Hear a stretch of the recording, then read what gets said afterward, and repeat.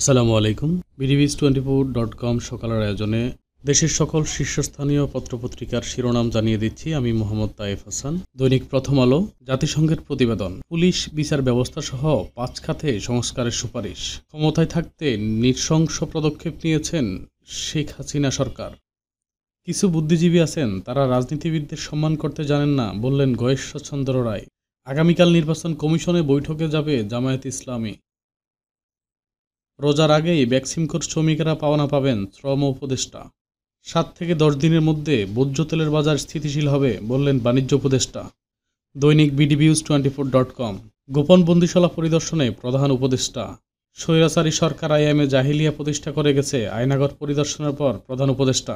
বাড়ি পুড়িয়ে দেওয়ার ঘটনায় বিচার চাইলেন কন্টেন্ট ক্রিয়েটর কাফি। জুলাই হত্যা, শেখ হাসিনা সহ আওয়ামী লীগের নেতাদের মামলার রায় অক্টোবরের মধ্যে, আসিফ নজরুল। দৈনিক কালবেলা, ছাত্রদের নতুন দল আসতে পারে 24 ফেব্রুয়ারি, দুদকের জালে বাংলাদেশ ব্যাংকের 56 কর্মকর্তা।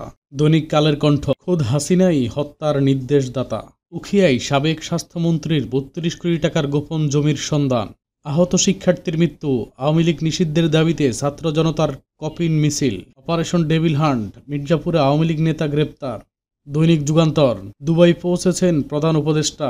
ইরানের পারমাণবিক স্থাপনাগুলোর উপর হামলা করার কথা ভাবছে ইসরায়েল। 9 মন্ত্রণালয় বিভাগে সচিব পদ শূন্য।